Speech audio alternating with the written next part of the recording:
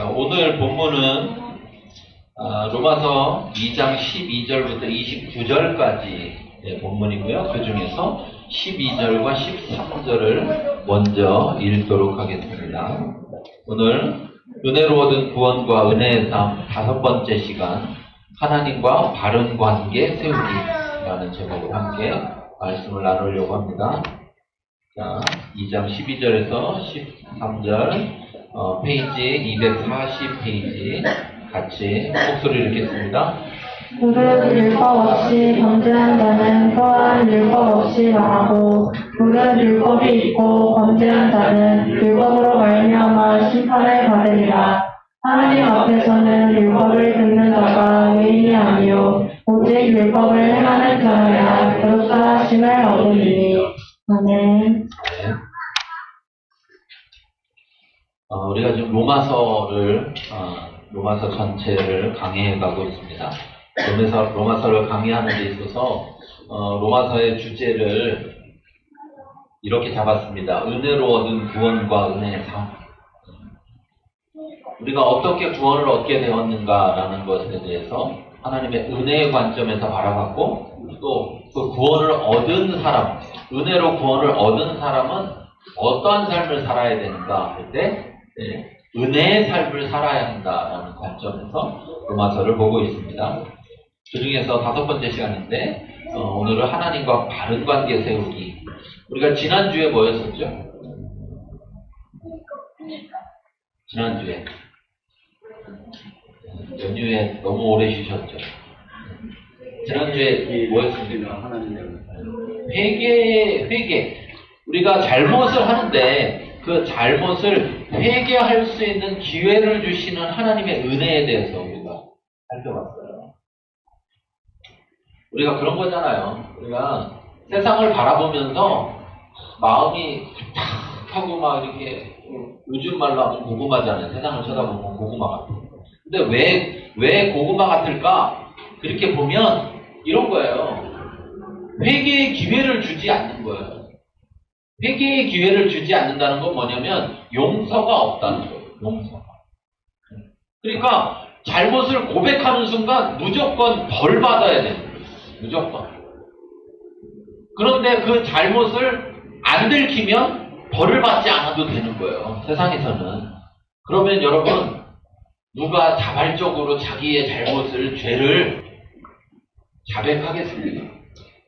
안 들키면 됩니다. 안 들키면 벌 받지 않아요. 왜 안 들켜야 되느냐? 용서가 없으니까.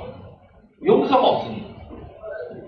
저는 이제 기독교인이니까 기독교인의 관점에서 세상을 이렇게 바라봐요. 세상을 바라볼 때 참 안타까워요. 안타까워. 뭐가 안타깝느냐? 잘못을 저지르는 것도 안타깝지만 잘못을 저지른 것에 대해서 막 성토하는 것에 대해서도 안타까워요. 왜 그러냐? 잘못은 누구나 저지를 수 있기 때문에. 이번에 아주 확실하게 알았어요. 이건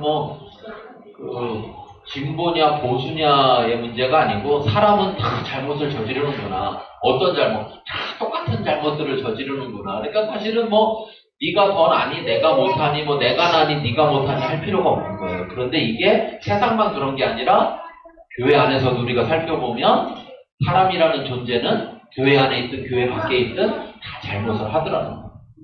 그런데 이제 여기서 어떤 차이가 있어야 되느냐? 그러면 세상 밖에 있는 사람과 세상 안에 있는 사람, 세상에 있는 사람과 교회 안에 있는 사람과 뭐가 차이가 있어야 되느냐? 우리는 흔하게 이렇게 생각할 수 있습니다. 세상에 있는 사람은 잘못을 하더라도 교회 안에 있는 사람은 잘못하지 말아야지! 이렇게 생각할 수 있어요. 이렇게 접근하는 순간 고구마가 되는 거예요. 여러분 가능할까요? 여러분 예수 믿고 나니까 한 20년, 30년 지나면 어느 순간부터 죄라는 것과 멀어지고 더 이상 죄를 짓지 않는 상태가 되든가요? 안 된다고요? 안 돼. 오히려 신앙생활을 오래 하고 그 신앙생활을 정말 올바르게 오래 했다면 신앙생활을 올바르게 오래 한 사람일수록 그 사람 입에서 자기는 의인이라고 말하는 게 아니라 자기는 죄인이라는 말을 하게 되더라고요. 왜 그러냐면 신앙의 초기 때는 남들한테 들키는 죄, 큰 죄, 이런 것만 죄라고 여기고 남들한테 안 들키고 작은 죄는 죄가 아니라고 생각했단 말이에요. 근데 신앙생활을 계속하면서 올바로 하다 보니 남들한테 안 들켜도 죄구나. 이게 작은 거여도 큰 죄보다 덜한 죄가 아니라 죄구나라는 걸 깨닫더라고요.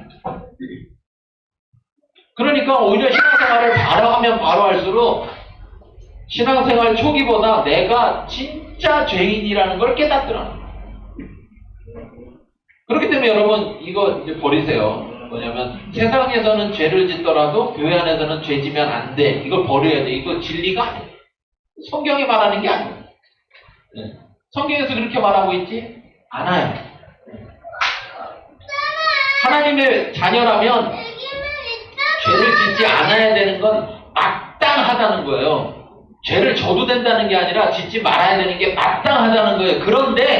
그런데 사람이기 때문에 연약해서 죄를 질 수 있다는 거예요. 그럼 어떡할 거냐? 아담과 하와처럼 숨어버릴 거냐? 죄를 감출 거냐? 거짓말을 할 거냐? 아니면 하나님께 난 자는 빛 가운데 나가서 자기의 죄를 다 드러내고 자백할 거냐? 어떤 거냐? 어떤 모습이 다른 모습이냐? 라고 했을 때 자백하는 모습이 다른 거죠. 자백하는 거죠. 그러니까 여러분 잘못된 진리로 우리 스스로를 올가맬 필요가 없습니다. 잘못된 진리로 우리를 올가매는 거예요. 자꾸만. 그래서 어떻게 되느냐? 할 수 없는 것을 자꾸 하려고 시도하는 거예요. 예수님도 바리새인들한테 뭐라고 했습니까? 자기도 하지 못하는 것을 남에게 요구하는도다 이랬잖아요. 그렇죠? 자기도 하지 못하는 걸 남에게, 그래서 자기도 괴롭고 남도 괴롭고 그러면서 자기가 그 사람보다 조금 더 했다고 하더라도 수준 미달인데 어차피 기준에는 미달하는데도 불구하고 자기가 조금 더 했다고 그래가지고 잘난 척하고 정죄하고 이런 상황에 빠진다는 거예요. 사람은. 그러니까 다른 점은 뭐 해야 되느냐? 회개하느냐? 숨기느냐? 이런 차이가 있습니다. 사람이니까 죄를 지면 숨기려고 해요. 근데 들통나면 그때 바로 뭐 해야 된다? 거짓을 하려고 하지 말고 자백하는 것이 그리스도인이다. 자백하는 것. 왜? 그럼 여기서 이제 중요한 사실이에요. 왜 자백을 할 수 있느냐? 왜 그리스도인은 자백을 할 수 있느냐? 그 할 수 있는 힘이 어디서 나오느냐? 그것은 바로 하나님이 우리가 자백하면 용서해 주시기 때문에. 그러니까 우리에게 자백할 기회를 주신다는 거예요. 회개할 기회를 주신다는 거예요. 그게 은혜라는 거예요. 잘못한 사람이 무슨 뭘 받을만 해서 용서의 기회를 주겠어요? 네. 받을만 하지 못한데 주기 때문에 은혜인 거예요. 선물인 거예요. 하나님은 이런 분이에요. 하나님은 참 좋으신 분이셔서 우리가 죄를 안 짓기를 원하시고 죄를 짓지 않도록 우리를 인도하시지만 만일 우리가 죄를 짓게 됐을 때 하나님은 그 죄를 숨겨주는 게 아니라 그 죄를 드러내 주셔서 들키게 하셔서 그 죄를 뭐 하도록? 자백하도록 돕고 계시다. 그리고 자백하면 어찌 잘 걸렸어. 그동안 모아놨던 거 한꺼번에 다 두드러 패는 게 아니라 뭐 하신다? 용서하시는데 어떻게 용서하시느냐? 다시는 기억지도 아니하신다. 하나님 그런 분이라요. 근데 세상에는 하나님은 세상에 있지만 세상의 사람들에게는 하나님이 없다 이거예요. 우리는 교회에 하나님이 계신 것, 세상에도 하나님이 계세요. 교회만 계신 게 아니라. 그런데 무슨 차이냐? 교회에 있는 사람은 그 사람 속에 하나님이 있어야 하는 거예요. 제가 늘 말하는 것처럼 제일 세상에 불쌍한 사람이 뭐냐면 교회에 있는데 그 속에 하나님이 없는 거예요. 교회에 있는데 그 속에 하나님이 없는 거예요. 교회만 다니는 거예요. 교회만 다니는 거예요. 근데 그 속에 하나님이 없어. 그럼 얼마나 불쌍하냐. 그럼 그 사람은 자꾸 세상의 기준을 가지고 살아가게 되어 있어요. 그런 세상의 기준을 살아가다 보면 어떤 일이 벌어지느냐? 하나님의 은혜의 삶을 살지 못한다. 네. 하나님의 은혜로 삶을 사는 게 아니라 외로움으로 삶을 살아가게 된다는 거예요. 내는 오는 게 정상이고, 네, 여러분은 말씀을 듣는 게 정상이에요. 자, 그러한 삶 가운데 우리가 세상과 다른 은혜는 뭐냐? 회개할 기회를 주신다. 그 말 속에는 뭐가 들었느냐? 용서가 이미 전제되어 있다. 근데 세상은 용서가 전제되어 있습니까? 자백해. 빨리 자백하라고. 자백하라니까? 왜 자백하라고 해요? 용서를 전제하는 게 아니라 처벌을 하려고 전제하고서 자백하라고 하는 거예요. 나 같아도 끝까지 버틸 것 같아. 거기다 조금 힘이 있으면 더 버틸 것 같아. 예. 빨리 안 할 것 같아. 슬픈 세상이죠. 근데 하나님 안에서는 슬프지 않은 거예요. 왜? 혹 죄를 짓더라도 그 죄를 자백할 수 있는 기회가 생깁니다. 여러분, 죄라는 것은 두 사람 사이에 죄가 있으면 두 사람 사이의 관계가 어떻게 돼요? 관계가 막혀요. 관계가 깨어진다. 그러니까 관계를 바로 세우려면 죄라는 문제가 해결돼요. 그래야만 관계가 바로 세워질 수 있는 시작이 되는 거예요. 그래서 지난주에 하나님께서 그런 은혜를 주신 거예요. 회개의 기회를 주시는 은혜를 주신 거. 왜? 하나님이 우리와 관계를 바로 세우길 원합니다. 오늘 제목이 뭐예요? 오늘 제목이 하나님과 바른 관계 세우기. 하나님은 우리와 바른 관계 세우길 원하는데 그럼 우리는 나는 하나님과 바른 관계 세우길 원하냐는 거예요. 물어보세요. 누구한테요? 나한테. 나한테 물어보세요. 나한테.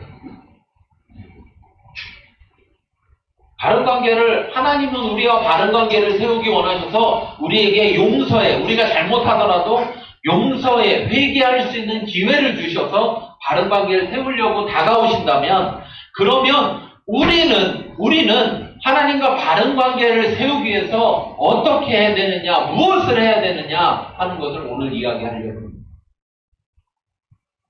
그런 점에서 먼저 저는 이렇게 질문하고 싶어요. 나 자신에게. 너는 정말 하나님과 바른 관계 세우기를 원하는가? 나는 정말 하나님과 바른 관계 세우기를 원하는가? 그러면 사실 그런지 안 그런지 어떻게 알 수 있느냐면 내 모습을 보면 알 수 있어요. 내가 여러분 누군가와 친해지기를 원한다. 누군가 관계를 맺기를 원한다. 그러면 그렇게 마음을 먹고 나서 나 쟤랑 친구해야지. 그러면 그때부터 내 행동이 어떻게 돼요? 똑같아요? 달라져요. 그 다음에 자, 내가 쟤하고 친해져야지, 쟤랑 친구해야지. 그러면 자, 내 삶 속에 그때 그 이후로부터는 내 삶 속에 걔가 존재하는 거예요. 친구가 내 삶 속에 내 삶의 걔를 끌어들이는 거예요. 또 그 친구의 삶 속에 내가 들어가는 거예요. 그렇죠? 그러면 이제 알려줬잖아요. 자, 이제 다시 질문해 보세요. 나는 하나님과 친구하기를 원한다. 나는 하나님과 바른 관계 세우기를 원하는 거야. 하나님은 나랑 친구하기를 원하시는데 나는 하나님과 친구하기를 원한다. 그 말은 내가 지금까지 그렇게 살았다면 내 삶 속에 그분이 있어야 되고 그분의 삶 속에 내가 있어야 된다는 거예요. 그런데 그분이 내 삶 속에 들어오는 것에 대해서 아우 간섭하지 마세요. 좀 내비두세요. 내가 필요할 때 부를 테니까. 그렇게 하면 바른 관계를 세우려고 하지 않는 거고 또 그분의 삶 속에 내가 있어야 되는데 그분의 삶에 대해서는 아예 관심도 없고 그분이 뭘 원하는지 뭘 하려고 하는지 뭘 하고 있는지 이런 거에 대해서 전혀 모르고 내가 거기에 끼어들려고 하지 않는다면 그냥 나는 내 인생만 살려고 한다면 그렇다면 어떤 거예요? 거짓말인 거죠.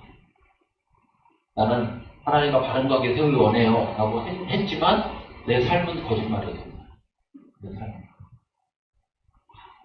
유대인들의 삶이 그랬다는 거예요. 유대인들의 삶. 유대인들의 삶이 뭐냐? 여기 말하는 것처럼 율법이 있는 자라는 거예요. 율법이 있는 자. 즉 다시 말하면 이걸 쉽게 말해보죠. 하나님이 원하는 게 뭔지를 알고 있는 자라는 거예요. 하나님이 원하는 게 뭔지를 알고 있는 자인데 그들이 범죄했다는 거예요. 그 말은 뭐냐면 하나님이 원하는 대로 하지를 않았다는 거예요. 한 번을 말하는 게 아니에요. 지속적으로 그랬다는 거예요. 지속적으로. 그렇기 때문에 결국은 그 하나님이 주신 율법으로 말미암아 심판을 받게 된다는 거예요. 무슨 말이냐면 야, 너 내가 이렇게 하기를 원하는 거 알잖아. 근데 왜 안 했어? 그래서 그것 때문에 그 기준으로 하나님이 알려준 그 기준을 통해서 심판을 받게 된다는 거예요. 그대로 했는지 안 했는지. 그런데 하나님 모르는 사람들, 지금 우리로 따지면 교회 안 다니는 사람들, 이런 사람들, 그 사람들에 대해서는 어떻게 해요? 그 사람들 없잖아. 하나님이 원하는 걸 모르잖아요. 그렇죠? 그런데 여기 놀라운 말을 하는 거예요. 12절에 보시면 12절에 율법 없이 범죄한 자는 율법 없이 망한다.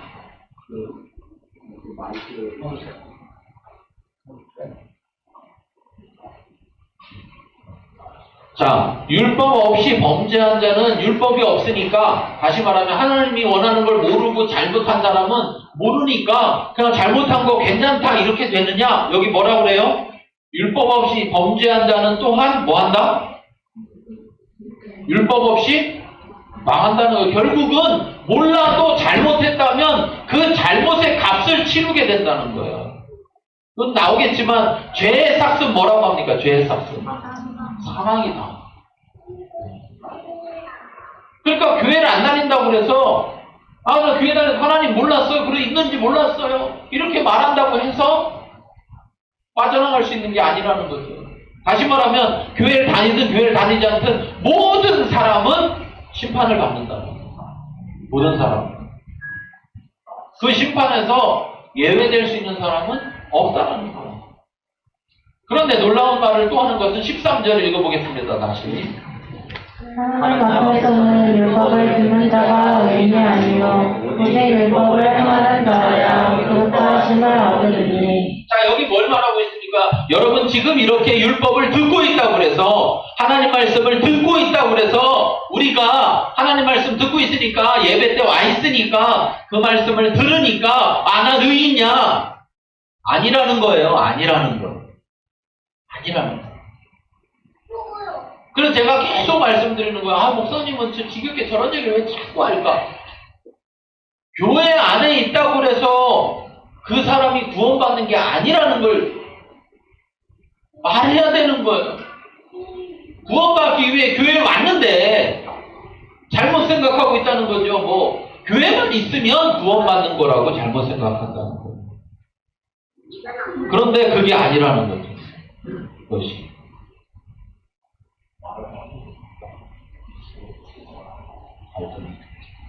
자, 우리가 교회 안에 있어서 하나님 말씀을 읽고 듣고 배우고 그것만 가지고 우리를 의인이라고 착각하면 안 된다는 거예요. 착각하면. 여기 뭐라고 말하고 있습니까? 율법을 행하는 자. 율법을 행하는 자. 자, 그러니까 뭐예요? 행위가 있어야 된다는 거예요. 행위가 있어야 돼요. 이게 우리가 지금 한국 교회가 굉장히 침체되어 있고 한국 교회가 굉장히 어려움 가운데 있다라고 말하는데 외부적인 어려움이 아니고 그런 거 없어도 한국 교회가 어렵다라는 얘기를 목회자들 모이면 다 해요. 그런데 그런 가장 핵심적인 얘기를 결국 들어가 보면 똑같은 얘기인 거예요. 뭐냐면 교회 안의 삶과 교회 밖의 삶이 너무 다르다는 거예요. 교회 안의 삶과 교회 밖의 삶이 너무 달라. 그 말은 지금 딱 이 말이에요. 딱 이 말. 예. 하나님 앞에서 살아가지 않는다는 거예요. 그 사람에게는 마치 하나님이 교회에만 있는 것 같다는 거예요. 그래서 교회에 와서는 하나님 앞에 있는 것처럼 살지만 교회 밖을 나가면, 세상에 나가면 마치 하나님이 거기 안 계신 것처럼 살아간다는 거예요. 그런데 우리는 항상 하나님 앞에서 살아가는 겁니다. 교회 안에 오든 교회 밖에 세상을 나가든 하나님은 어디나 계시다는 거죠. 하나님은 어디나 계시잖아요. 모든 곳에 계시잖아요. 하나님은 모든 곳에 계시니까 우리는 그 하나님 앞에서 살아가야 한다는 거예요. 세상 앞에서 살아가는, 세상에서 살아가는 게 아니라 하나님 앞에서 살아가는. 그래서 행해야 한다라는 것을 지금 강조하고 있어요. 여러분, 제가 로마서에서 믿음이 뭐다 이야기했죠. 로마서의 믿음은 뭐라고요?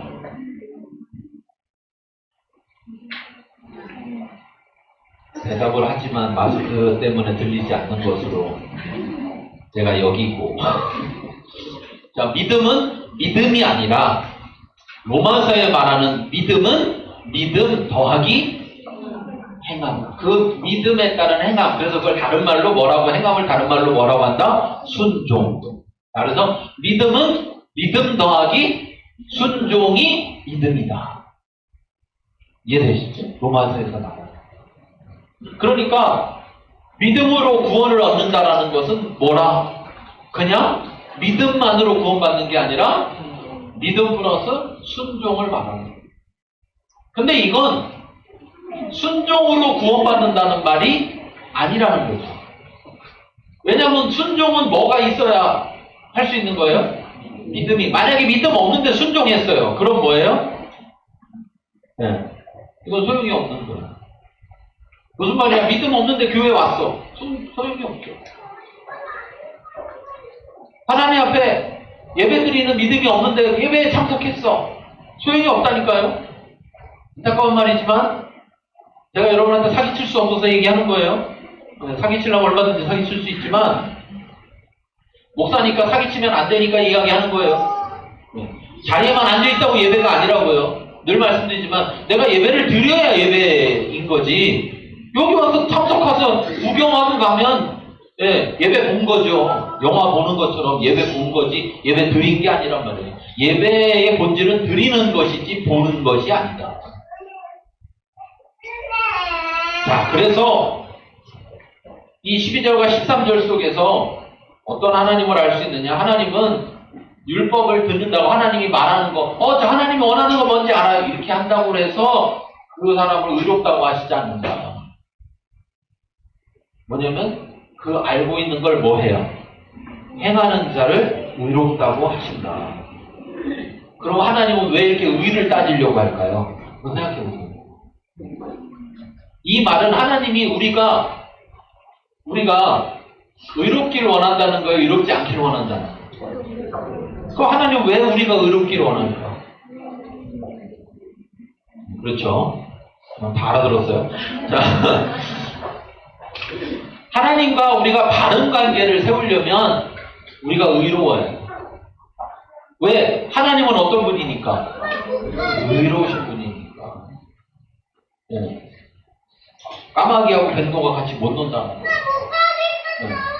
하나님과 함께 할 수조차가 없기 때문에 관계를 맺을 수가 없으니까, 자, 죄로부터 우리를 깨끗게 씻겨내기 위해서 회개의 기회를 주고 자백하면 용서해 주시고 깨끗게 씻겨줬어요. 그리고 나서 깨끗해졌는데 그 다음에 또 죄를 지면 어떻게 돼요? 반복될 뿐이죠. 그렇죠? 그러니까 어떻게 해요? 깨끗이 씻겨졌으니까 이제 내가 너에 깨끗하게 씻겨졌으니 너도 이제 그 깨끗함을 유지하라는 거죠. 그래서 하나님이 내가 거룩하니 너희도 거룩하라. 이렇게 우리에게 말씀하시는 거예요. 그 왜? 하나님과의 관계를. 왜 하나님은 그걸 원할까? 관계를 위해서. 하나님은 그런 관계를 맺기 위해서 우리를 만들 때 어떻게 만들었느냐? 하나님의 형상대로 만드셨다. 그런데 우리가 죄를 통해서 그 형상을 깨뜨려 버렸다. 그런데 예수 그리스도로 말미암아 다시금 그 형상을 회복해 하셨다. 그럼 회복해줬으면 어떻게 살아야 돼요? 하나님의 형상대로 살아야 돼요? 옛날 죄인의 모습으로 살아요? 하나님 형상대로 살아야 되는 거예요. 그런데 어떻게 신앙생활을 5년, 10년, 20년, 30년을 하는데 변함이 없느냐? 네. 왜 별로 변하지 않느냐? 교회 생활은 익숙해지는데 왜 삶이 변하지 않느냐?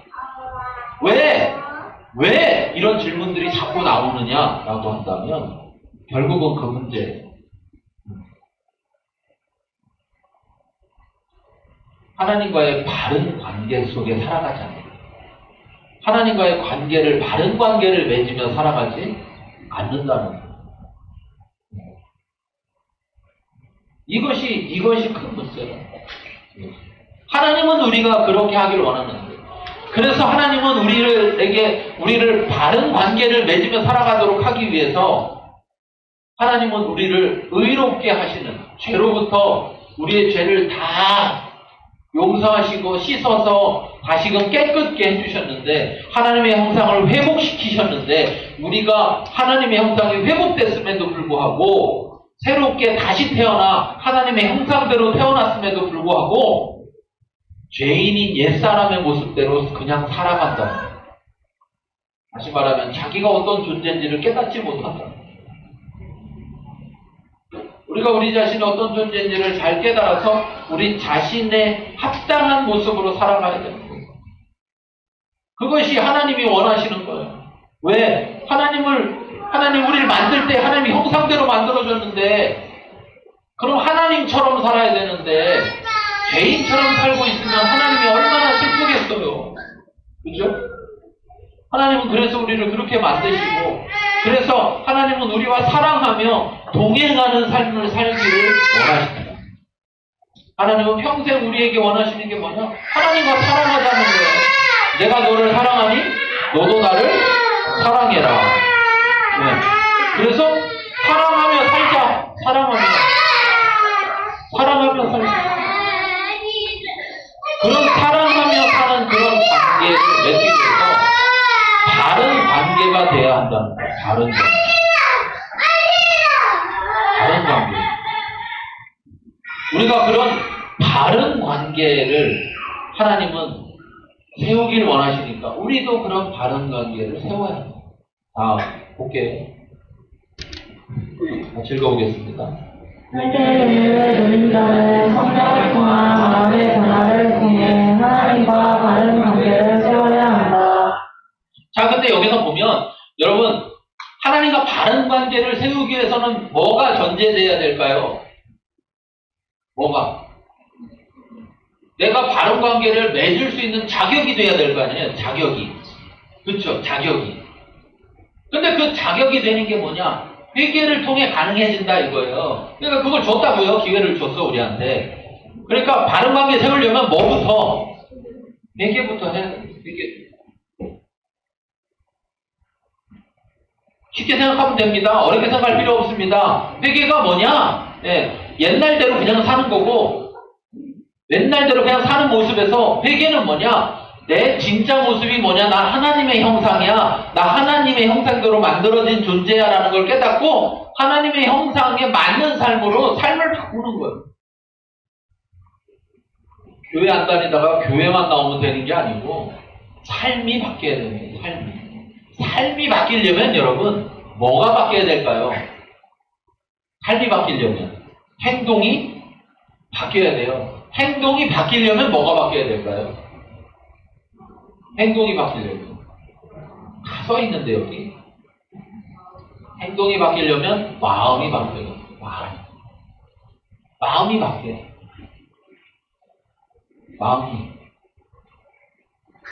마음이 바뀌지 않았는데 행동할 수 있어요. 그러면 그게 뭐냐? 믿음은 없는데 순종만 하는 거하고 똑같은 거예요. 그럼 소용이 있어요? 없어요? 없다고요. 소용없어요. 믿음이 있고 순종해야 되는 거지, 믿음 없이 순종하는 그 순종만 가지고는 안 된다. 왜? 순종을 계속할 수 없습니다. 우리가 온전하게 할 수 없어요. 자, 그래서 믿음이 있어야만 그 믿음이 순종을 지속할 수 있게 해준다는 거예요. 자, 그런데 중요한 사실은 우리가 마음은 바꾸죠. 우리가 얼마나 착해가지고 마음은 다 바꿔요. 예, 단지 마음이 3일짜리고 2일짜리고 하루짜리고 30초짜리고 막 그래서 그렇지 마음은 바꿔. 그러니까 여기서 뭐예요? 우리가 마음은 바꾸지만 그 마음이 지켜져야 된다. 근데 그 지켜지는 건 누가 해주시느냐? 성령님이 해주신다. 그렇지만 마음을 갖는 것, 내가 그런 마음으로 마음을 바꾸는 건 누가 해줘야, 누가 해? 이걸 성령님께 해달라고, 이걸 하나님께 해달라고 하면 안 되는 거예요. 그러면 강제가 되잖아요, 강제. 하나님은 강제하지 않으신다니까, 우리를 사랑하셔서. 우리가 자유로 선택하도록 하실 분이지 강제를 하지 않으십니다. 그러니까 선택을 잘할 수 있도록 막 여러 가지 보여주고 도와주고 이렇게 하시지만 강제로 그걸 선택하게는 안 하시고, 그러니까 마음의 변화를 시작은 그 마음을 먹는 것은 누가 해야 되느냐? 내가 해야 되지만 그 마음이 이제 지켜지는 게 문제인데 그 마음이 지켜지는 건 누가 해주시느냐? 성령이 하신다. 성령이. 그래서 빌립보서에도 보면 아무것도 염려하지 말고 오직 모든 일에 기도와 간구로 너희 구할 것을 감사함으로 하나님께 아뢰라. 그리하면 모든 지각에 뛰어난 하나님의 평강이 그리스도 예수 안에서 너희 마음과 생각을 지키시라. 여러분, 우리가 왜 그런 말 있죠? 지피지기면 백전불패다, 뭐 이런 얘기하고, 네? 그런 얘기 하잖아요. 네. 뭐냐면 내가 나를 알고 남을 알면 백전불패다, 위태로움에 빠지지 않는다, 이런 거거든요. 그런데 무슨 말이냐? 내가 날 모르고 막 하다가 어떤 일이 생겨요? 문제가 생기는 거예요. 예전에 그런 일이 있어요. 특히 이제 한 40대, 50대 막 이렇게 되면 축구하다가 공이 이렇게 막 가. 근데 공을 저쪽으로 차야 돼. 공이 막 쫓아가서 돌면서 막 이렇게 차거든요. 근데 마음은 돌면 차. 근데 몸은요? 몸은 안 따라온다는 걸 몰라, 자기가. 그래갖고 돌면 찼다가 어떻게 돼요? 나는 굴러가서 저기 가서 수석박혀. 그러고 다쳐. 자기를 잘 모르는 거예요. 그냥 마음만 있지 자기가 어떤 존재인지를 모르는 거예요. 여러분, 작심삼일이라는 말이 참 잘 맞춘 말이기도 하지만 정확히 하셔야 될 건 우리가 마음은 먹을 수 있으나 그 먹은 마음을 지키는 건 우리가 할 수가 없다는 걸 아시기 바랍니다. 그럼 마음을 먹지 말으란 얘기냐? 아니, 그게 아니라 그걸 해줄 수 있는 건 누구다? 성령님입니다. 그러면 이제 내가 마음을 먹고 그 다음에 어떻게 해야 돼요? 성령님께 계속 기도해야죠. 계속 내 마음을 지켜주세요. 그런데도 불구하고 내가 마음을 또 흐트렀다. 그럴 때 또 어떻게 해야 돼요?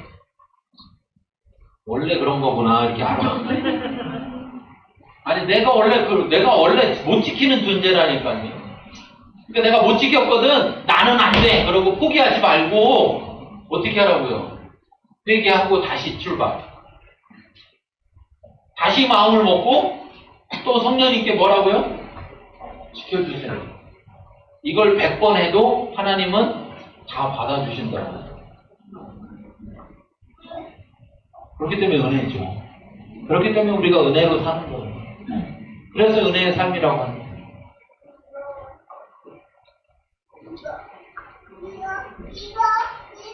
여기서 말하고 있는 행하는 자가 의롭다 하시는 것에 전제가 있다는 것을 뭐냐? 율법을 따르고자, 율법을 행하고자 하는 마음이 있어야 된다는 거예요. 마음의 변화가 있어서 율법을 행해야지, 그렇지 않으면 이 율법을 듣기만 하게 된다는 거예요. 듣기만. 교회 다니다 보면 듣는 건 그렇게 많아가지고 아는 것도 많고 말도 엄청 잘하고, 네. 그러면서 착각에 빠지는 거예요. 내가 이렇게 많이 알고 있고 내가 이렇게 말하고 있으니까 나는 그렇게 하고 있다라는 착각에 빠진다는 거예요. 그렇지 않다는 거죠. 그러니까 우리가 마음을 새롭게 해서 이제 나중에 계속 나오지만 마음에 대한 얘기를 계속 하겠지만 로마서에서 마음을 새롭게 해서 내가 하나님과 바른 관계 세워야지. 하나님 바른 관계 세우려면 내가 의롭게 행하는 의로운 가운데 있어야 돼. 그러려면 내가 그 마음을 먹고 성령님 도와주세요. 성령님 이끌어주세요. 그래서 율법에 순종하는 자, 그래서 의롭다 하심을 얻어야지. 내가 의를 행해서 의롭다 하심을 얻는다기보다 내가 그렇게 하길 원하고 그런 마음으로 나가며 성령께 의지해서 성령이 나를 지켜주심으로 내 마음을 지켜주심으로 그 순종을 가능케 하시고 그래서 결국 내가 의롭다함을 얻어야지. 이러한 마음으로 우리의 마음을 바꿀 수 있게 됩니다. 저 여러분이 그렇게 바뀌어요. 마음이 바뀌지 않으면 교회 다니는 거 다 소용이 없어요. 교회 다니는 거. 어떤 분들은 그런 얘기해요. 제가 이런 얘기하면 아니 무슨 목사님이 저렇게 회의적으로 말을 해. 긍정적으로 말을 해줘야지. 그래야 뭐 좋은 일이. 아니 회의적으로 말하는 게 아니고 저는 그냥 사실을 말하는 거예요. 사실을. 사기치지 않은 거예요. 사실을 말해주지 않으면 이게 잘못되는 거예요. 그냥 교회만 나오면 됩니다. 아이고 어떻게든 뭐 일찍 오든 늦게 오든 뭐 하여튼 나오면 되고 일찍 가더라도 왔다 가면 됩니다. 사기예요, 사기. 왜? 성경이 그렇게 안 돼 있으니까. 성경이 율법으로 우리에게 주셨는데 거기에 그렇게 안 돼 있으니까 그걸 정확하게 알려드려야 됩니다. 자, 14절부터 16절을 빠르게 읽어보겠습니다. 율법 없는 이방인이 본성으로 율법의 일을 행할 때에는 이 사람은 율법이 없어도 자기가 자기에게 율법이 되나니 이런 이들은 그 양심이 증거가 되어 그 생각들이 서로 혹은 고발하며 혹은 변명하여 그 마음에 새긴 율법의 행위를 나타내느니라.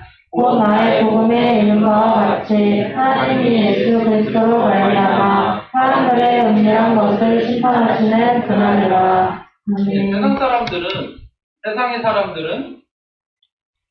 세상의 사람들은 율법이 없지만 그들 자기 자신이 율법이 된다는 거예요. 자기 자신이. 그래가지고 그 자기 자신이 율법이 되는 데 있어서 뭐가 역할을 하느냐? 양심이라는 게 역할을 한다는 거예요. 그런데 여러분 우리 다 알지만 양심이라는 게 변해요, 안 변해요? 변해요, 안 변해요?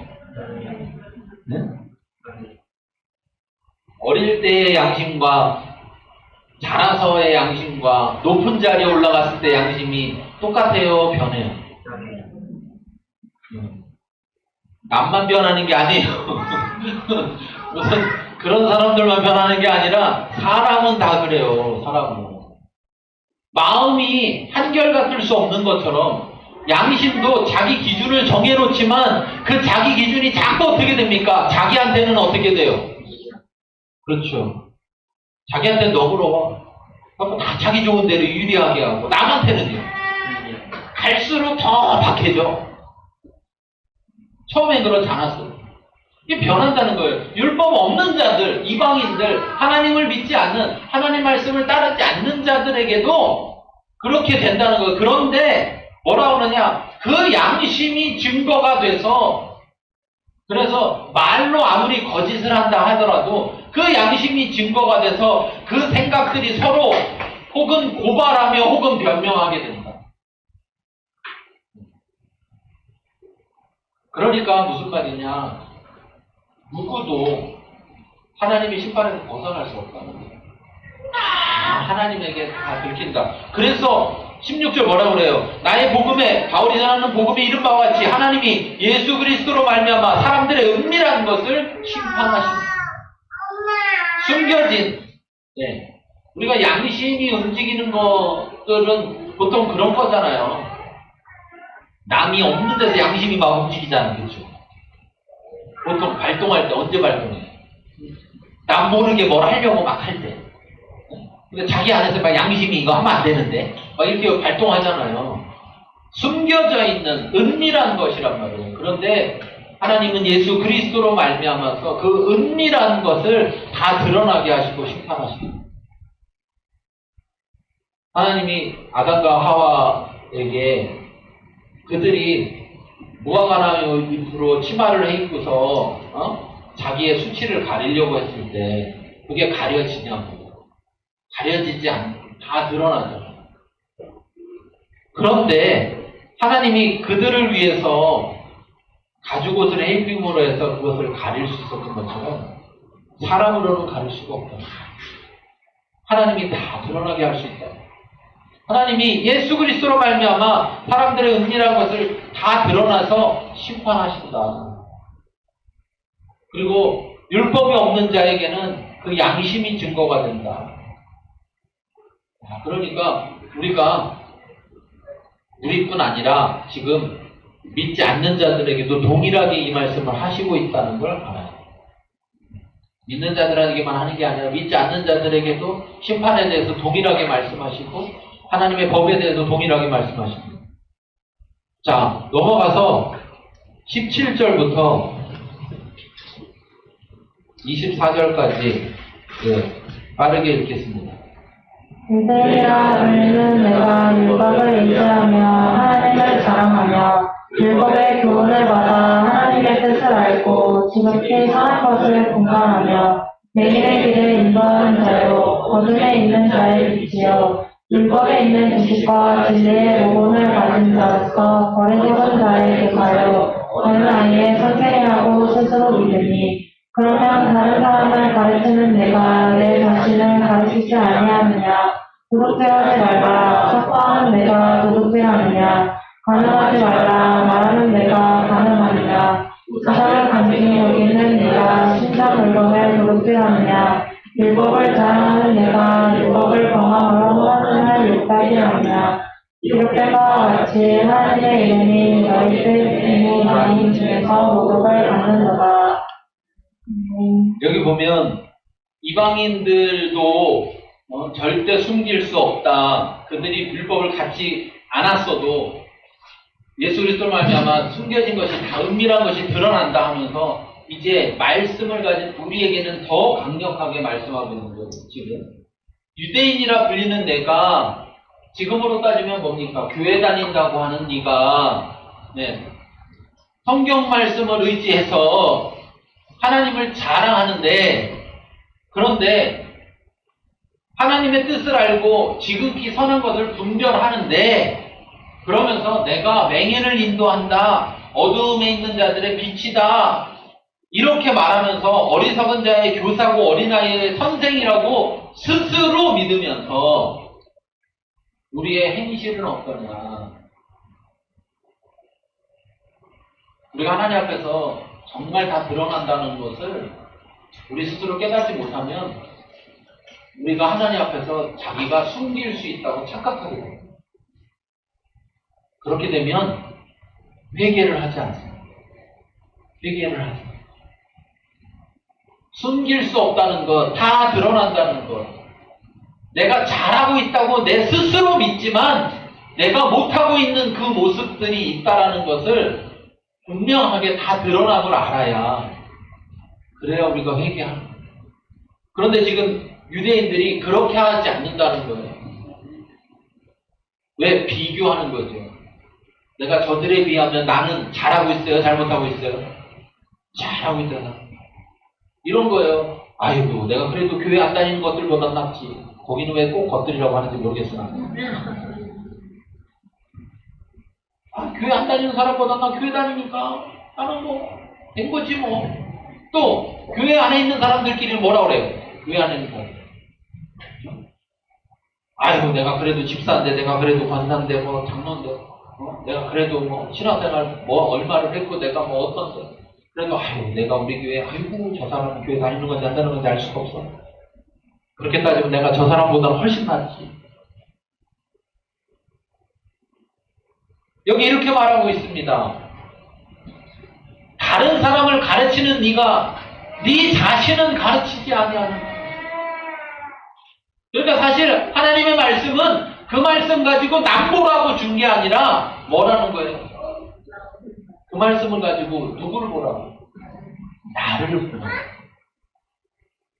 이게 지금 교회 다니는 사람들의 위험성을 당시에 유대인들의 갖고 있는 그 위험성을 통해서 우리에게 분명하게 말씀하고 있는 거예요. 하나님은 우리에게 율법을 줬다고 그래서 우리가 율법을 가졌다고 해서 가지고 있는 것만 가지고 하나님은 됐다, 괜찮다 이렇게 말씀하지 않으신다는 거예요.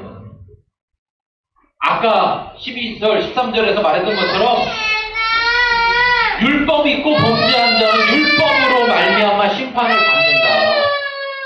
율법이 있고 범죄한 자는 율법으로 심판을 받는다. 그러니까 여기 말하는 것처럼 우리에게 이미 율법을 주었으니까 그거로 됐어 이렇게 되지 않는다는 거예요. 됐어가 되는 게 아니라 뭐가요? 네가 그 율법을 가졌으니까 율법대로 따라야 합니다. 네가 그 율법을 가졌는데 왜 율법을 따르지 않느냐? 다시 말해서 하나님은 우리가 율법을 가졌다는 것만으로 우리를 용납하지 않으신다. 우리가 이걸 너무 잘 알아요. 제가 늘 저 자신을 보면서 괴로워하는 것 중에 하나는 뭐냐면 이런 겁니다. 어느새 벌써 교회를 개척한 지도 11년이 지났고, 그리고 어느새 신학교를 가서 목회자가 된 지를 따져보면 신학교를 간 것만 따지면 벌써 21년이 됐고요. 그리고 목사라는 존재가 된 거로만 따져도 16년이라는 시간이 됐더라고요. 어느새. 그러면서 제 자신을 바라보면서 나는 16년의 목사로 자랐는가 이걸 보게 돼요. 16년 전의 목사일 때와 지금 다른 게 뭔가.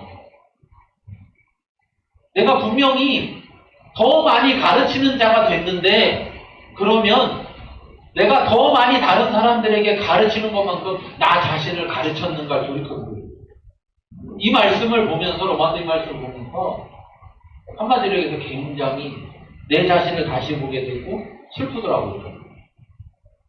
뭐가 슬픈 거냐면 내가 그렇게 하지 못했다는, 그러니까 내가 잘 못하고 있구나 보다 더 제 안에 슬픈 게 뭐냐면 나를 잘 가르치지 않았구나. 남만 열심히 가르치려고, 다른 사람만 열심히 가르치려고 했지 나 자신을 열심히 말씀으로 가르치려고 하지 못했구나 라는 것은 굉장히 슬프더라고요.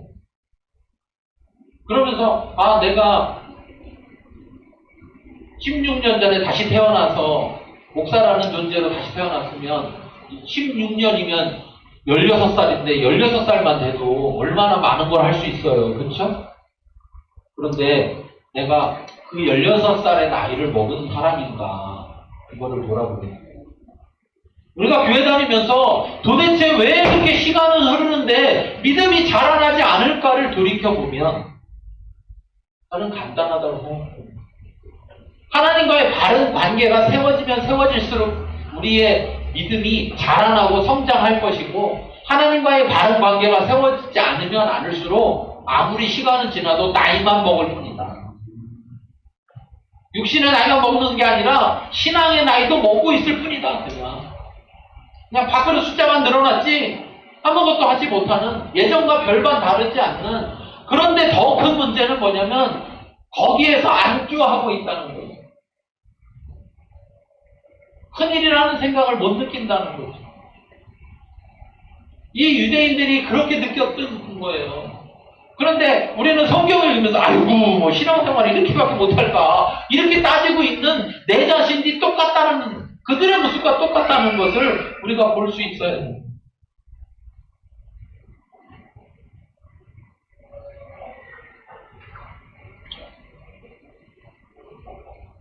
우리가 교회 다닌다고 하나님 말씀 좀 안다고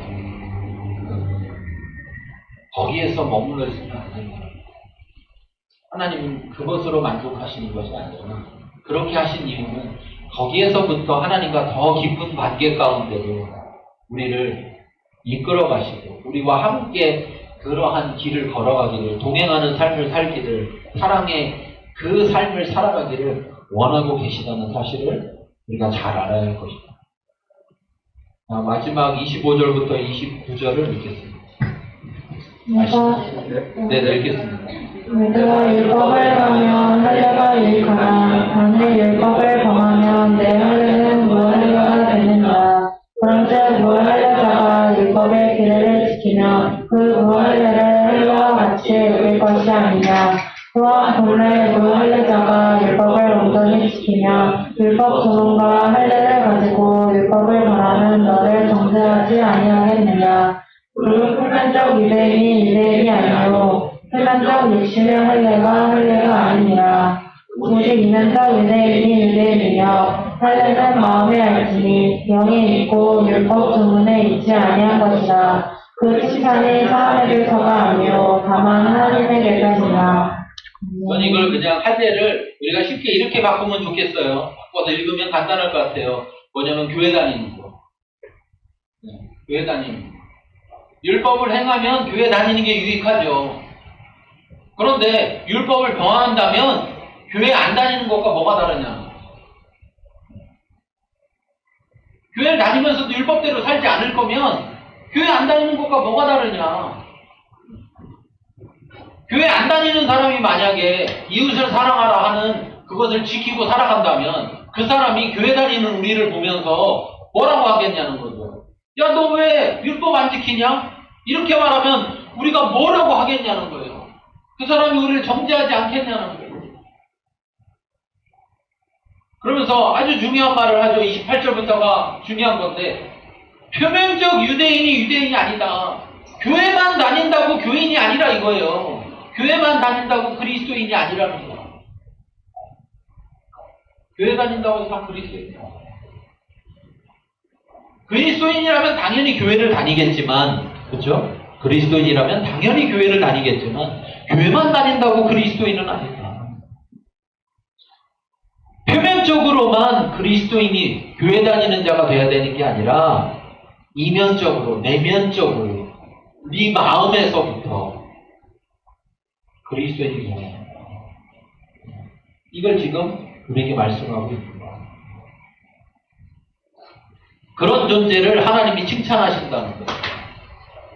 그리고 여기 29절에 말하는 것처럼 이면적 유대인, 정말 그 속에서부터 유대인인 그 유대인이 할례는 마음에 할지니 교회 다니는 거 행위로만 하지 말고 마음에서 해야 된다는 거예요. 마음에서. 아유, 이번 또 주일이 다 왔네. 아이고, 이번 이런 연휴 때는 좀 쉬면 어때? 어쩔 수 없이 가네. 하고 왔어요. 그걸 훌륭하다고 말할 수도 있을지 몰라요. 인간적으로는. 그런데 하나님 앞에서 무슨 의미가 있냐는 거예요. 그게. 왜? 하나님은 표면적인 것만 보시지 않기 때문에. 이면적인, 내면의 모습을, 그 마음을 보시기 때문에. 우리 마음에서부터 해야 된다. 우리 마음은. 우리가 교회를 다닌다? 마음에서부터 해야 된다.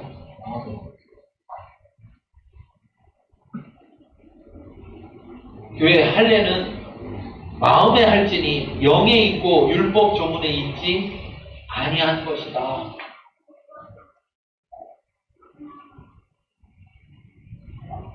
할례가 율법을 지키는 것의 전부가 될 수 없는 것처럼 할례를 한다고 해서 그것이 율법을 지키는 일부일 뿐이지 전부가 아닌 것처럼 교회 다닌다는 것이 그리스도인으로서의 일부분일 뿐이지 교회만 다니면 그리스도인의 전부가 아닌 것이라는 것을 우리가 분명히 알아야 합니다.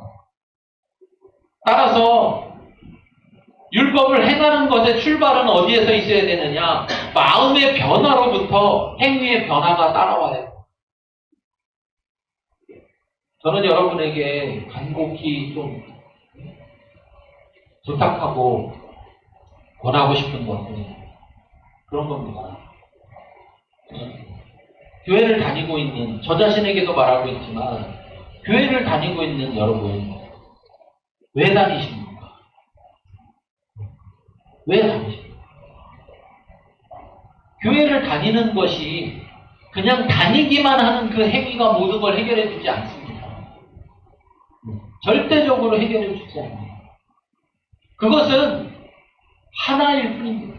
하나일 뿐입니다. 그것이 전부가 되어지지 않습니다. 교회 다니는 것은 마음이 없어도 다닐 수 있습니다. 네. 아내 눈치가 보여서, 남편 눈치가 보여서, 뭐 자식 눈치가 보여서 다닐 수도 있습니다. 네. 친한 사람이 다니니까 네? 집에서 혼자 가만히 있느니 교회 가서 예배 드리고 나면 밥 주는데 밥이라도 먹고 오면 그게 더 낫지 뭐. 사람들하고 같이 등산이나 다니고 어울리면 좋지 뭐. 그래서 갈 수도 있어요. 그런데 그 행위가 어디에서부터 나와야 하는가? 마음으로부터 나와야 된다. 그 마음이라는 게 뭐냐? 그것을 하기 위한 마음이 아니라 하나님과의 바른 관계 가운데 있고자 하는 마음에서 나와야 한다. 하나님은 그걸 기뻐하시지 예배 한 번 안 빠지고 다 나와도 그 마음에 하나님이 없다면 하나님은 그 모습을 기뻐하지 않으십니다. 결정하십시오. 결정하세요. 내가 그냥 행위에 표면적인 그리스도인으로 살아갈 것이냐 아니면 이면적인 그리스도인으로 살아갈 것이냐 여러분 결정하시기 바랍니다. 이 시간 같이 기도할 텐데요. 물론 이미 그 마음의 결정을 하고 신앙생활을 하는 분도 계십니다. 그렇지만 아직까지도 표면과 이면의 그 둘 사이에서 왔다 갔다 하면서 아직까지도 확정되지 못한 마음으로 또는 이런 것을 생각해보지 않는 마음으로 신앙생활 했다면 지금 결단하시기 바랍니다. 지금 결정하실 수 있기를 바랍니다.